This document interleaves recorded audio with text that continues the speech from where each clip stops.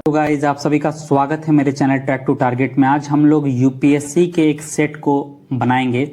बहुत important questions को मैंने इसमें कंपाइल किया है।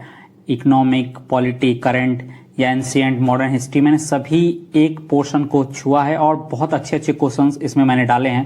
मैंने बहुत काम किया है इस पूरे सेट पे, इसलिए आप इसको एक बार जरूर देखिएगा, बनाइएगा। हो सकता है इससे कुछ ना कुछ आपको फायदा जरूर होगा। भारवाड़ और चरण कास्ट किस राज्य में रिसाइड करते हैं, बताइए। पहला प्रश्न है, ये बहुत इंपॉर्टेंट है, न्यूज में था। आप प्रॉपर टाइम ले लीजिए। चलिए, अगर आपने सोच लिया है तो इसका जवाब है गुजरात। इसका जवाब आपको है गुजरात। क्यों ये न्यूज में था? ये न्यूज में इसलिए था क्योंकि 3 कास्ट हैं जो एसटी में आते हैं, रावरी, भारवाड़ और चरण।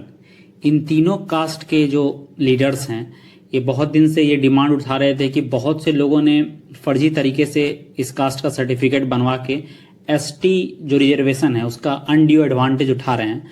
इसलिए गुजरात सरकार ने 5 मेंबर की कमेटी बनाई है जो ये देखेगी कि किनको एक्चुअल में इस एसटी रिजर्वेशन का बेनिफिट मिलना चाहिए, जो मुख्यतः इन 3 जातियों से रिलेटेड है। इसलिए इसको ध्यान में रखिएगा। गुजरात इसका सही जवाब है। इंपॉर्टेंट है, करंट में भी था और जो आपको सोशल दृष्टिकोण से भी, जो जनजाति के नाम भी पूछे जाते हैं कौन से राज्य में है, वहां जब आप कोरिलेशन करते हैं, यूपीएससी इस टाइप के क्वेश्चन बहुत पूछता है, तो इसको आपको ध्यान में रखना चाहिए।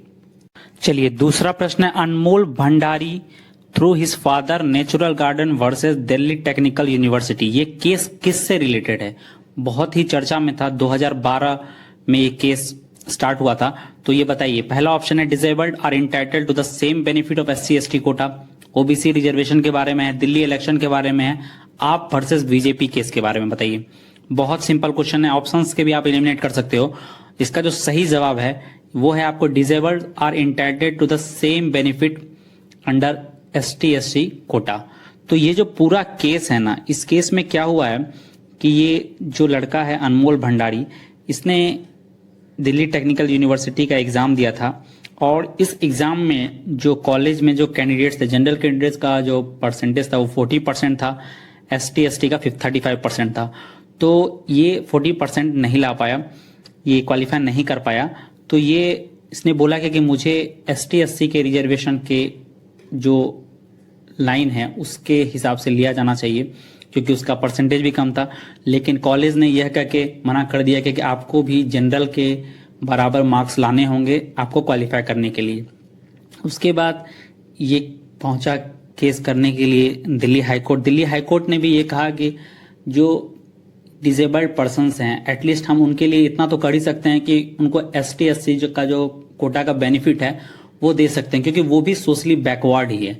और इस डिसीजन को सुप्रीम कोर्ट ने भी सराहा और उन्होंने भी कहा ये बात कि आगे से जो कॉलेज हैं वो इस बात का ध्यान रखें कि जो भी डिसेबल्ड पर्सन है उनका एडमिशन के टाइम पे उनकी जो क्वालिफिकेशन है वो भी एससी एसटी के हिसाब से ही होनी चाहिए, उनके बराबर ही होनी चाहिए।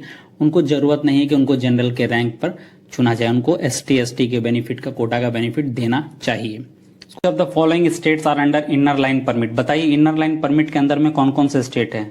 बहुत इंपॉर्टेंट क्वेश्चन है। 6 शेड्यूल में के अंदर में कौन कौन से स्टेट है ये भी आपको पता होना चाहिए, इसको एकदम ध्यान में रखिए। करंट का टॉपिक है। 6 शेड्यूल में कौन कौन से स्टेट बताइए। आसाम, मेघालय, त्रिपुरा और मिजोरम।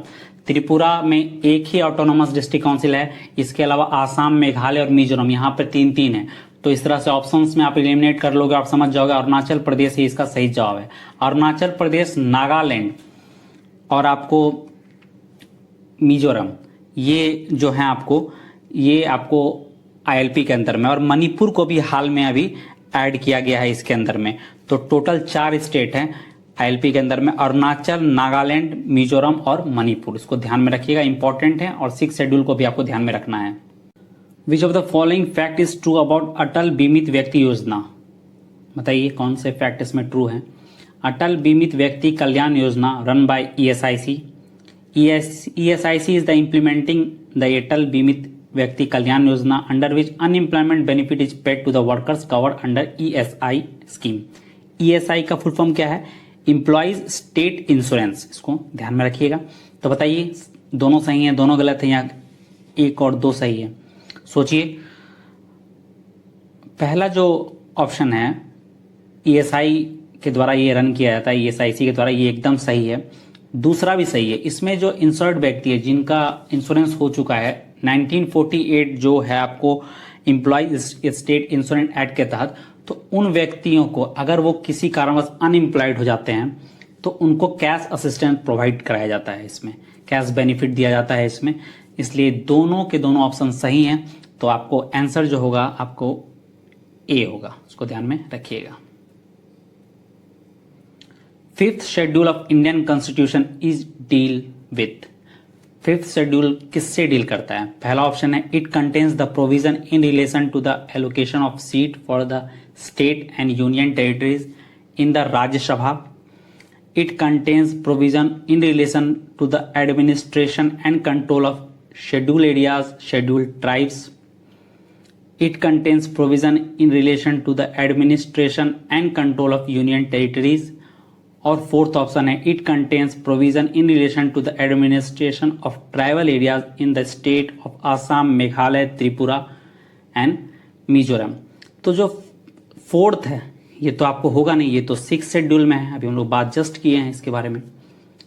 और ये राज्यसभा वाला जो बात है ये आपको 4th शेड्यूल में आता है। तो इसका जो सही जवाब है ये है आपको सेकेंड नंबर, शेड्यूल एरियाज और शेड्यूल ट्राइब एरियाज।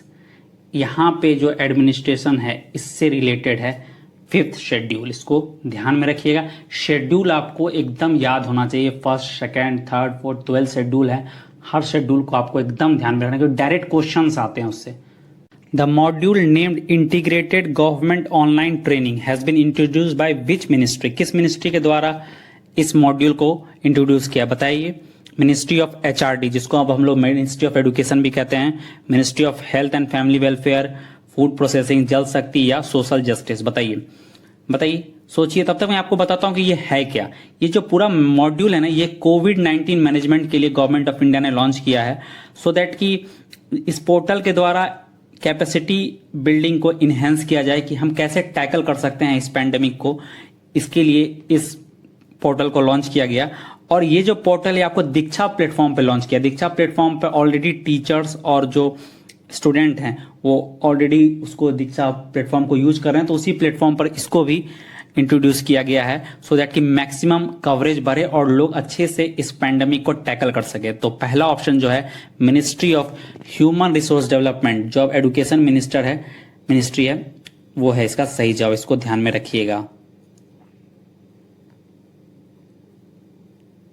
स्वदेश स्टैंड्स फॉर, स्वदेश किसके लिए स्टैंड करता है इसका फुल फॉर्म बताना है आपको। Skilled worker arrival database for employment support, skilled workers arrival data for employment support, skilled workers and database for employment support, skilled workers arrival database for employment system. बताइए, सोचिए, time लीजिए आप लोग। स्वदेश क्या है?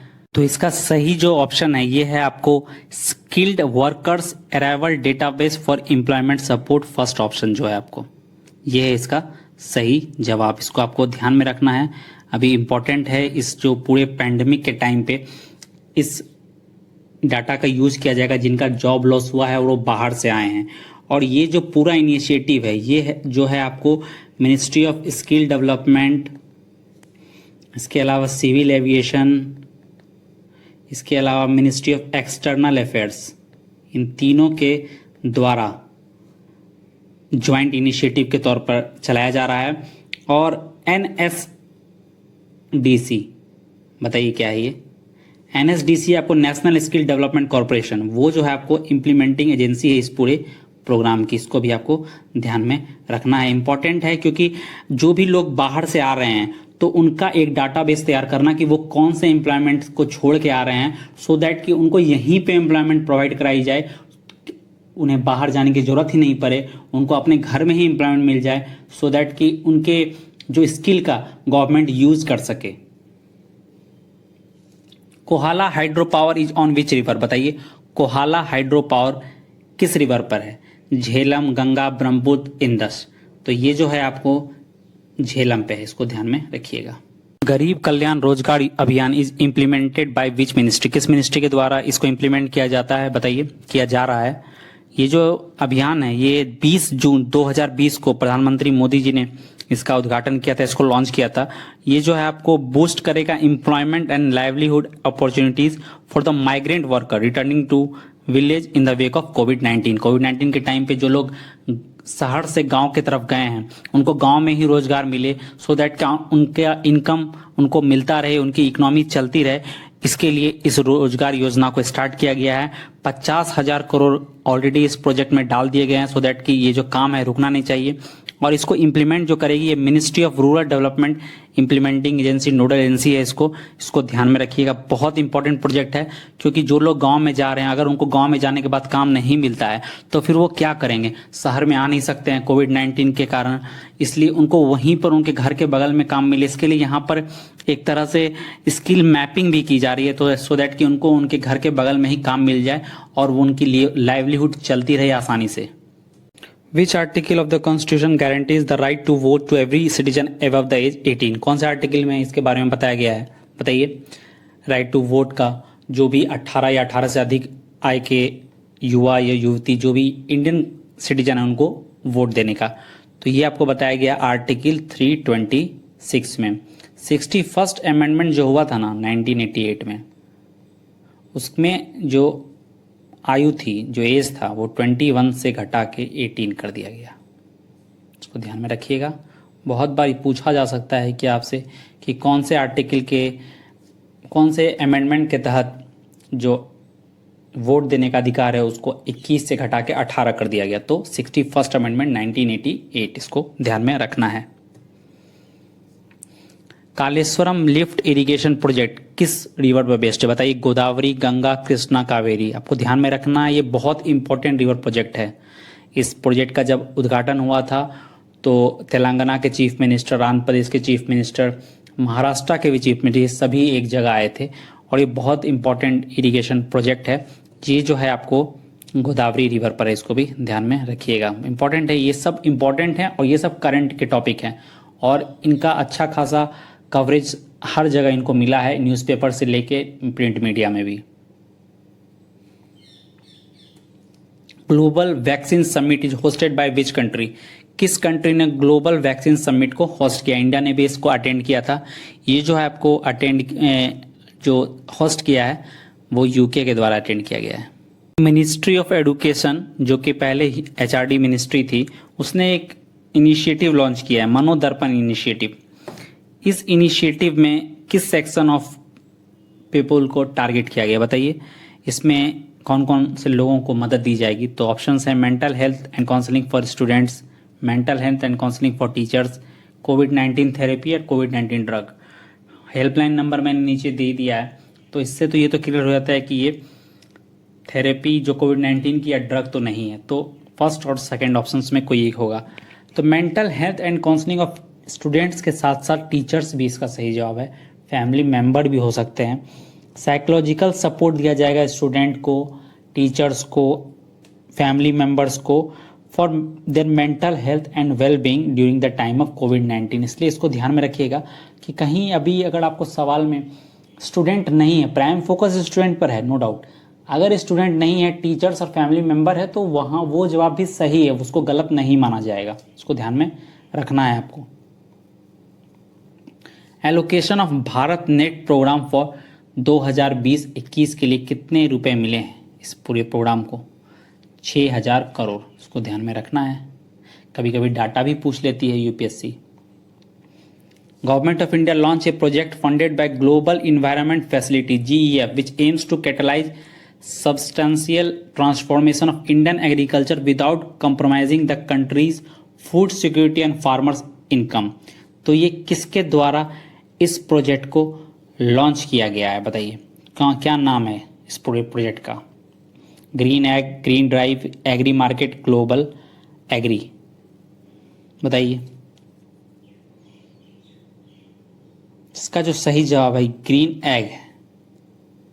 नेशनल हैंडलूम डे किस दिन ऑब्जर्व किया जाता है, बताइए। बहुत इंपॉर्टेंट डे है, नेशनल हैंडलूम डे मनाया जा रहा है 2015 से तो ये किस दिन मनाया जा रहा है? 3 जून, 5 जून, 7 जुलाई या 7 अगस्त? तो इसका सही जवाब जो है 7 अगस्त। ये क्यों इम्पोर्टेंट है? क्योंकि इसी दिन कलकत्ता में जो टाउन हॉल है वहाँ पे स्वदेशी मूवमेंट के लिए एक जो कंसस बना था, एक जो कह सकते हैं स्टार्ट हुआ था, तो स्टार्टिंग डे हम लोग इस दिन को मानते हैं, इसीलिए नेशनल हैंडलूम डे के रूप में 7 अगस्त को मनाया जाता है। Which of the following statements are not true? Not true पर ध्यान दीजिएगा। About the government of India act 1935।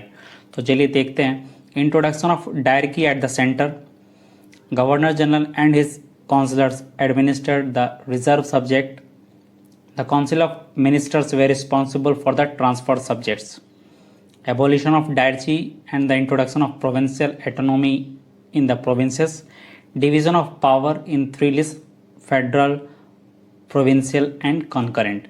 तो आपको बताना है, सोच लीजिए कि कौन सा जवाब गलत है, इसमें से कौन सा स्टेटमेंट सही नहीं है according to government of India act 1935। तो पहला जो स्टेटमेंट है डायरेक्टली एट द सेंटर एकदम सही है। ट्रांसफर सब्जेक्ट जो थे ये आपको काउंसिल ऑफ मिनिस्टर्स के पास थे, और रिजर्व सब्जेक्ट जो थे ये governor general and his councillors के पास थे। एबोलिशन ऑफ डायरची हुआ और प्रोविंशियल एटोनॉमी आई, ये भी सही है। और division of 3 list, federal, provincial and concurrent, ये भी सही है। तो इसका ये तीनों सही हैं आपको, तो कौन गलत नहीं है? कोई नहीं। तो इसका जो सही जवाब होगा वो आपको डी होगा, इसको ध्यान में रखना है। The Ickabog book is written by J K Rowling, Amitabh Ghosh, Ruskin Bond, Jagdish Bhagwati. J K Rowling जो है आपको हैरी पॉटर जो सीरीज है उनकी लेखिका है, और यही इसका सही जवाब भी है।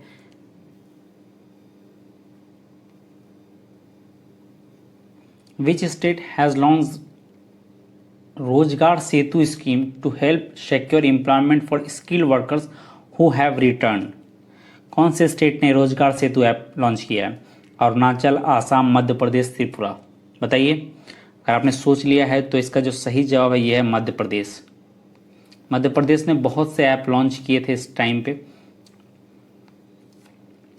प्रधानमंत्री वन धन योजना, प्रधानमंत्री वन धन योजना run bye which ministry? One धन योजना किसके द्वारा की जाती है? Ministry of rural development, family health, food processing, travel affairs या सोशल जस्टिस? तो वन धन योजना जो है ये आपको ट्राइबल अफेयर्स के द्वारा चलाई जाती है। वन राशन वन कार्ड जो फैसिलिटी प्रोवाइड करवाई जा रही है पूरे ऑल इंडिया में, ये किसके द्वारा एडमिनिस्ट्रेट की जा रही है? कौन से मिनिस्ट्री के द्वारा? Ministry of rural development, ministry of health and family welfare, ministry of food processing या ministry of consumer affairs, food and public distribution? तो ये जो है आपको ये 4th नंबर रामविलास पासवान जो हैं इस मिनिस्ट्री के मिनिस्टर हैं, को ध्यान में रखिएगा। अभी तक लगभग 22-23 स्टेट ने इसमें पार्ट कर लिया है, तो होपफुली है उनकी कि मार्च 2022 तक पूरे देश में इसको लागू कर दिया जाए। 2020 में ब्रिक्स किस देश में होने वाला है? जो 12th एडिशन होगा ये आपको होने वाला है Saint Petersburg, Russia. First option जो है इसका, ये इसका सही जवाब है। स्वामित्व योजना और ओनरशिप स्कीम जो पंचायती राज के दिन 24 अप्रैल को प्रधानमंत्री मोदी जी ने लॉन्च किया था, जिसके तहत जो रेसिडेंशियल लैंड है उनके ओनरशिप का मैपिंग होगा रूरल सेक्टर्स में using modern technology like use of drain. ये किसके द्वारा एडमिनिस्ट्रेट किया जाएगा? तो जैसा कि मैंने बताया कि पंचायती राज दिवस के दिन इसको अनाउंस किया गया था, इसलिए मिनिस्ट्री ऑफ पंचायती राज जो है ये इसके इम्प्लीमेंटिंग एजेंसी रहेंगे, इसके द्वारा एडमिनिस्ट्रेट होगा, इसको ध्यान में रखिएगा। Who is the regional winner for Asia in the 2020 Commonwealth short stories prize? Amitabh Ghosh, Kritika Pandey, Shashi Tharoor, Keshav Anand. नई लेखिका हैं कृतिका पांडे, इसको ध्यान में रखिएगा। The World Bank has approved a new project with worth 500 million to improve learning outcome and government of school in 6 states. Name the project. Project STAR, Human Capital Project, Micro Small Medium Enterprises Emergency Response या none of the above? तो जैसे कि options भी मैंने बहुत simple दिए हैं, आपको पता चल जाएगा। Project star. World press freedom index में इंडिया की रैंक कितनी है? वर्ल्ड प्रेस फ्रीडम जो कि रिलीज किया जाता है रिपोर्टर्स विदाउट बॉर्डर्स के द्वारा, इसमें इंडिया की रैंक है 142। हम लगातार नीचे आ जा रहे हैं प्रेस फ्रीडम इंडेक्स की रैंकिंग में, इसको ध्यान में रखिएगा। इंपॉर्टेंट है, खासकर कौन से ऑर्गेनाइजेशन निकालती है ये भी यूपीएससी पूछ लेती है। 2020 का थीम क्या है वर्ल्ड इन्वायरमेंट डे का? वर्ल्ड इन्वायरमेंट डे कब मनाया जाता है बताइए? 5 जून को 1974 से स्टार्ट हुआ है। और थीम है इस बार की सेलिब्रेटिंग बायोडाइवर्सिटी, इसको भी ध्यान में रखना है आपको। SARS COVID 2 virus is a DNA virus, RNA virus, protozoa, none of the. बहुत सिंपल है, आरएनए वायरस, इसको भी ध्यान में रखिएगा। PM Svanidhi Yojana is related with which category? कौन से कैटेगरी से रिलेटेड है? स्वनिधि का फुल फॉर्म मैंने नीचे दिया है, प्रधानमंत्री स्ट्रीट वेंडर्स आत्मनिर्भर निधि। तो अब मैंने इस पूरे फुल फॉर्म से ही आपको क्लियर हो जाएगा कि मैं किसके बारे में बात कर रहा हूँ। तो स्ट्रीट वेंडर्स के लिए यह योजना है, इसको भी ध्यान में रखिएगा। फुल फॉर्म ध्यान रखने से आपको बहुत फ़ायदा होगा। RNA is converted to DNA through a process called reverse transcription, inverse transcription, transfolding, none of the above। तो इसका जो सही जवाब है वो फर्स्ट है, रिवर्स ट्रांसक्रिप्शन। आपने अभी न्यूज़ में सुना होगा RT-PCR टेस्ट हो रहे हैं कोविड-19 के लिए। तो RT का जो फुल फॉर्म है ये यही है, रिवर्स ट्रांसक्रिप्शन। PCR का फुल फॉर्म बताइए, बताइए। पॉलीमर्स चेन रिएक्शन, इसको ध्यान में रखिएगा। ये जो पॉलीमर्स चेन रिएक्शन है ना, ये is a method used in molecular biology to amplify a DNA sample in order to study it details. DNA को स्टडी करने के लिए पीसीआर मेथड यूज होता है, और इस मेथड में आपको एक एंजाइम का भी यूज होता है। उसके थ्रू हम लोग जो डीएनए के स्टडी को कर पाते हैं। उसके बाद डीएनए से आरएनए बनाया जाता है, और उस आरएनए को फिर से डीएनए में कन्वर्ट किया जाता है, और रिवर्स ट्रांसक्रिप्शन उसको कहते हैं। नॉर्मल ट्रांसक्रिप्शन में आपको डीएनए से आरएनए बनता है, रिवर्स ट्रांसक्रिप्शन में आरएनए से डीएनए बनता है। और ट्रांसलेशन क्या होता है बताइए? ट्रांसलेशन किसको कहते हैं? आप कमेंट बॉक्स में जरूर बताइएगा ट्रांसलेशन किसको कहते हैं। ये भी आरएनए के एक प्रोसेस से रिलेटेड है, जो बहुत इंपॉर्टेंट, यूपीएससी इस पर क्वेश्चन पूछ सकती है आपसे। Who won world entrepreneur of the year 2020 award? बताइए 2020 का ये अवार्ड किसको मिला है? किरण मजूमदार जी को। ध्यान में रखिएगा, इनका नाम बहुत जगह आता है। इंडिया में भी जो Indian entrepreneur of the year का अवार्ड भी इनको मिला है, इसलिए बहुत इंपॉर्टेंट नाम है, इनको ध्यान में रखना है। Which of the following statement are true about Surendra Nath Banerjee? Surendra Nath Banerjee के बारे में कौन से स्टेटमेंट सही हैं? He founded Indian Association in 1876. He was called Indian Burke. Surendranath Banerjee became the first Indian journalist to be imprisoned. ये जो क्वेश्चन है ये पूछा भी हुआ है यूपीएससी ने ईपीएफओ के पेपर में। तो बताइए कौन सा स्टेटमेंट सही है? तो ये तीनों के तीनों स्टेटमेंट सही हैं। इसका जो सही जवाब है ये फर्स्ट ऑप्शन है। महर्षि curve establish India's first university for women in which year? किस साल महर्षि कर्वे ने इंडिया के लिए जो पहली वुमेन यूनिवर्सिटी को एस्टैब्लिश किया था? ध्यान में रखिएगा इनका नाम, महर्षि कर्वे का 1916। इन्होंने विडो रीमैरेज एक्ट के लिए भी बहुत काम किया है। इन्होंने खुद भी एक विडो से शादी की, सो दैट कि विडो रीमैरेज को प्रोत्साहन मिले। और जो महिला शिक्षा के क्षेत्र में इनका काम बहुत ही प्रशंसनीय है। आप इनके नाम को जरूर ध्यान में रखिएगा। India's ranking in environment performance index. Environment performance index में इंडिया की रैंक है 168। इसको ध्यान में रखिएगा। पिछले बार जब निकली थी रैंक 177 पर हम लोग थे। वर्ल्ड हैप्पीनेस इंडेक्स में इंडिया की रैंक क्या है बताइए? हैप्पीनेस इंडेक्स में भी हम लोग बहुत पीछे जा रहे हैं। हमारी रैंक है 144। हम लोग जो हैं अपने नेबर कंट्रीज से भी बहुत पीछे हैं। इवन पाकिस्तान 60 के अप्रॉक्स में उसकी रैंकिंग है और हम 100 के भी बाहर हैं। इवन जो भी ब्रिक्स नेशंस हैं उससे भी हम लोग बाहर हैं। तो अच्छी बात नहीं है, हमें खुश रहना चाहिए, क्योंकि इसके जो क्राइटेरियाज हैं उस पर हम लोग बार बार पिछड़ जा रहे हैं। उसको देखना पड़ेगा हमें। और ये रिपोर्ट जो रिलीज़ की जाती है, sustainable development solution network for United nation, नाम ध्यान में रखिएगा। यूपीएससी पूछती है रिपोर्ट कौन से ऑर्गेनाइजेशन निकालती है। ग्लोबल कम्पिटिटिव इंडेक्स के बारे में पूछा था, कौन सी ऑर्गेनाइजेशन निकालती है। आप कमेंट बॉक्स में ज़रूर बताइएगा कि कौन सी ऑर्गेनाइजेशन ग्लोबल कम्पिटिटिव इंडेक्स निकालती है। और पीसा के बारे में ज़रूर बताइएगा। ये भी एक रिपोर्ट है जो एक बहुत इंपॉर्टेंट ऑर्गेनाइजेशन निकालती है। इंडिया भले ही उसका मेंबर नहीं है, लेकिन उसकी हेडक्वार्टर पेरिस है। इतना मैं बता दिया। आप कमेंट बॉक्स में ज़रूर से ज़रूर बताइएगा मेरे को। सिल्वर लाइन प्रोजेक्ट जो है, ये एक प्रपोजल है। ये कनेक्ट करेगा आपको जो मेजर जो डिस्ट्रिक्ट रहेंगे कर्नाटक में। तो ये जो काम हो रहा है, ये कौन सी कंपनी के द्वारा हो रहा है? केरला डेवलपमेंट कॉरपोरेशन के द्वारा, दिल्ली मेट्रो के द्वारा, इंडियन रेलवे के द्वारा या हैदराबाद मेट्रो के द्वारा। तो ये जो पूरा काम है ये आपको केरला और इंडियन रेलवे मिल के कर रही है, और केरला रेल डेवलपमेंट कॉरपोरेशन के अंडर में ही इस काम को किया जा रहा है। सिल्वर लाइन प्रोजेक्ट किससे रिलेटेड है ये आपको ध्यान होना चाहिए। केरला का ये प्रोजेक्ट है, केरला के मेजर डिस्ट्रिक्ट और टाउन को सेमी हाई स्पीड ट्रेन से कनेक्ट करने के लिए है। Which UN organisation has primary responsible for maintenance of international peace and security.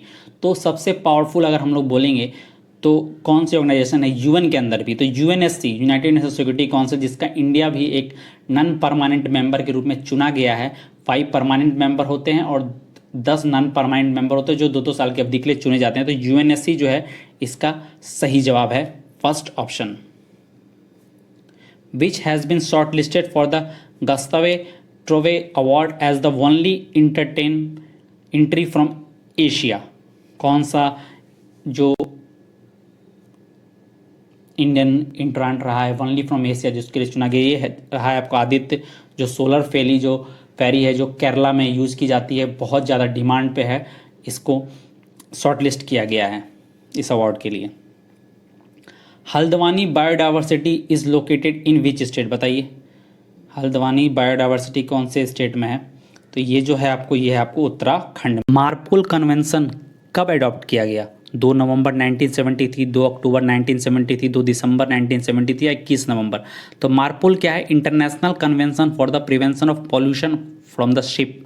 अभी हाल में कुछ दिन पहले रशिया की एक शिप के द्वारा ऑयल लीक हो गया था, तो मैरीन डाइवर्सिटी को बहुत खतरा हो गया था। तो इन सब चीज़ों से निपटने के लिए ये कन्वेंशन अडॉप्ट किया गया था 2 नवंबर 1973 को। फर्स्ट ऑप्शन जो ये इसका सही जवाब है, इसको ध्यान में रखिएगा।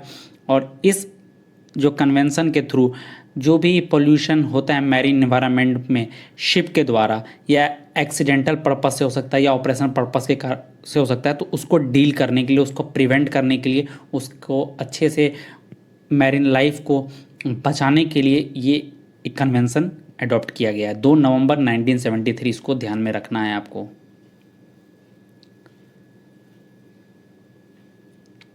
Which of the following statement are true about Kholongju Hydel project? It is between India and Bhutan. It is run of the river project. Which of the statement are correct? तो दोनों स्टेटमेंट करेक्ट हैं। Important news है और news में थी भी।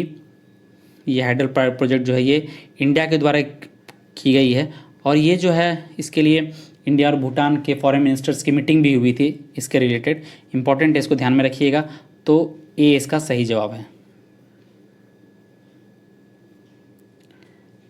Caucasus area is between which two seas name them. ये जो है आपको एनडीए में अभी क्वेश्चन आया था। मैंने ये क्वेश्चन पेपर बहुत पहले बना लिया था, लेकिन क्योंकि टाइम कम रहता है इसलिए मैं बना नहीं पाता हूँ। तो ये इसका सही जवाब क्या होगा बताइए? Black Sea and Caspian Sea, Black Sea, Atlantic Sea, Pacific Sea, या नन ऑफ द है। तो इसका जो सही जवाब है ब्लैक सी एंड कैस्पियन सी। और जो टर्की के आसपास का भी एरिया है उसको भी आपको ध्यान में रखना है। टर्की के साथ कौन कौन से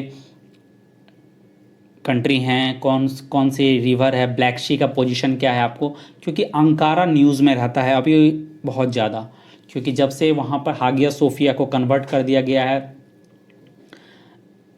मस्जिद में, तो एक तरह से फंडामेंटलिस्ट राइटिस्ट ग्रुप के रूप में टर्की उभरा है। और हर तरह से न्यूज़ में रहता है वो। उसने कश्मीर के मुद्दे पर भी इंडिया को घेरने का बहुत कोशिश किया, पाकिस्तान के साथ खड़ा रहा है।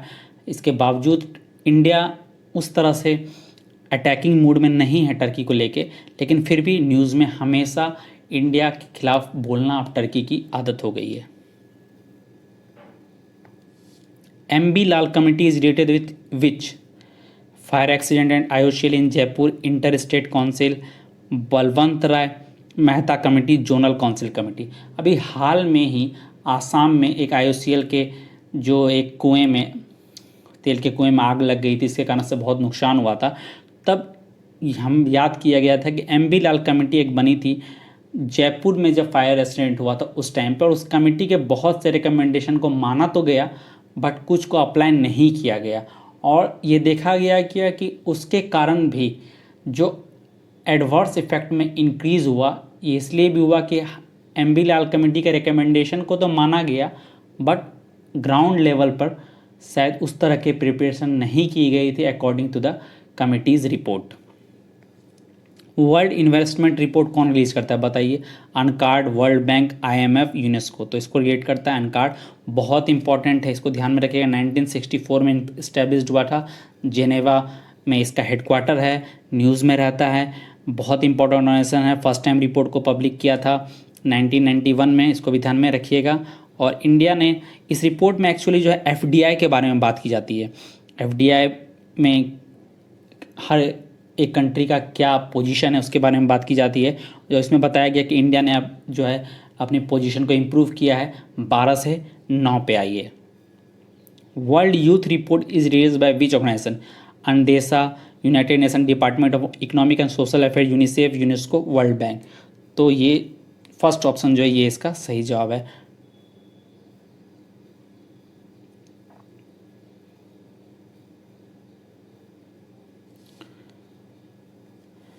Which of the following statements are true about the Financial Stability and Development Council, FSDC?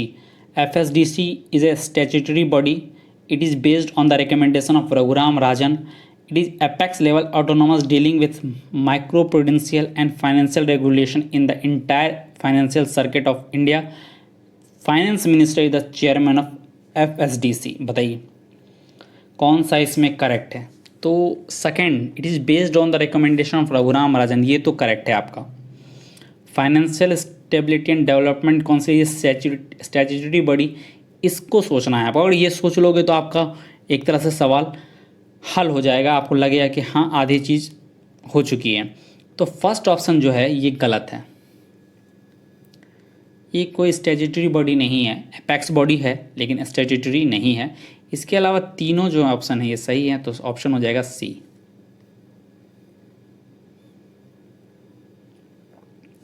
Vasco da Gama establish his first factory. तो वास्को डिगामा ने अपनी पहली फैक्ट्री कहाँ एस्टैब्लिश की थी? कालीकट, कन्नौर, कोचिंग। तो इसका जो सही जवाब है ये है आपको Cannanore. Which of the following statement are true about Warren Hasting? Warren Hasting के बारे में कौन सी स्टेटमेंट्स ट्रू हैं? He abolished dual system introduced by Robert Clive, एकदम सही, ये एकदम सही है। Treaty of Salbai during his tenure, ये भी शायद सही है। He was known from his expansionist policy. He is a first governor of Bengal. तो फर्स्ट गवर्नर ऑफ बंगाल तो हम लोग इसको नहीं कहेंगे, क्यों? क्योंकि first governor of Bengal Robert Clive थे, ठीक है। तो जो सही जवाब होगा 1, 2, 3, आई थिंक फर्स्ट ऑप्शन जो है इसका सही जवाब है। Name the person who has the sole person elected to the presidency of INC, Muslim League, All India Khilafat Committee. तीनों के प्रेसिडेंट रहते हैं, ऐसे एक ही व्यक्ति हैं, बताइए कौन है? हाकिम अजमल खान, मोहम्मद इस्माइल, MA अंसारी, अबुल कलाम आज़ाद। देखिए बताइए MA अंसारी, ये भी आपको INC और मुस्लिम लीग दोनों से रिलेटेड थे, और अभी जो जामिया जो यूनिवर्सिटी है तो इसके चांसलर भी रहे थे। हाकिम अजमल खान इसका सही जवाब, इसको ध्यान में रखें, इंपॉर्टेंट नेम है। इनके जो भी वंशज थे वो तो पाकिस्तान शिफ्ट हो गए, लेकिन हाकिम अजमल खान ने बहुत काम किया, और INC, मुस्लिम लीग और इंडियन खिलाफत कमेटी तीनों के प्रेसिडेंट रहे थे। एम ए अंसारी 1927 में मद्रास में कांग्रेस के जो सेशन हुआ था उसके प्रेसिडेंट भी रहे थे, इसको ध्यान में रखना है। उस प्रेसिडेंट में जवाहरलाल नेहरू ने इंडिपेंडेंस रेजोल्यूशन पे स्ट्रेस दिया था, इसको भी ध्यान में रखना है। अबुल कलाम आज़ाद जो थे ये मुस्लिम लीग से रिलेटेड नहीं थे।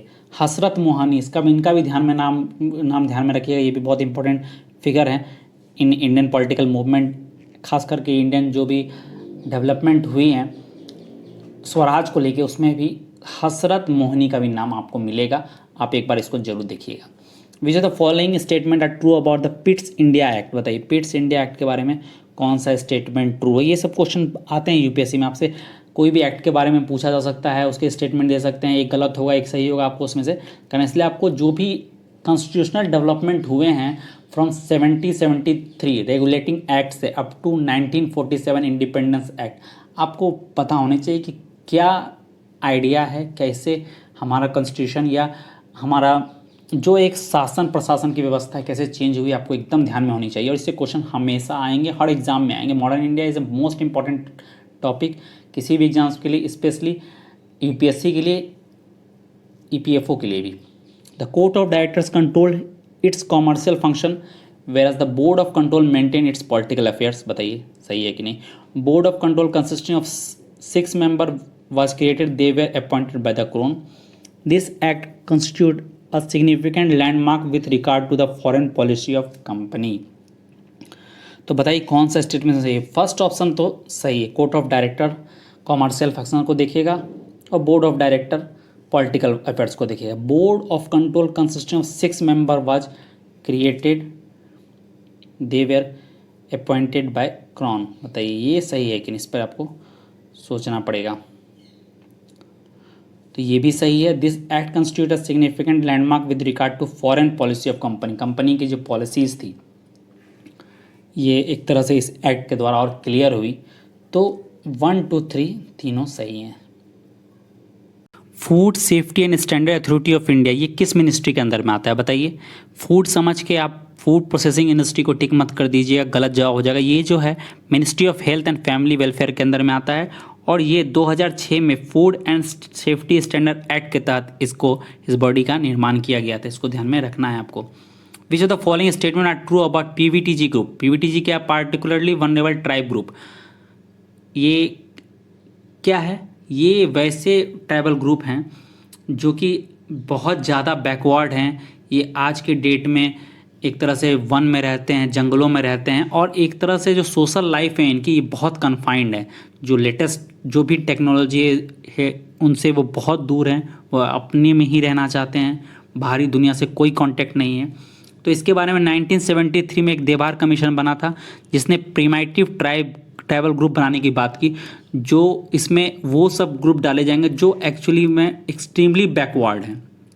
इन 1975 इसी कमेटी के रिपोर्ट पे गवर्नमेंट में प्राइमेटिव ट्राइबल ग्रुप बनाया और 2006 में इसका नाम चेंज करके PVTG particularly vulnerable tribal group रख दिया गया। बताइए कौन सा स्टेटमेंट सही है। तो ये तीनों के तीनों स्टेटमेंट सही हैं, इसको ध्यान में रखिएगा।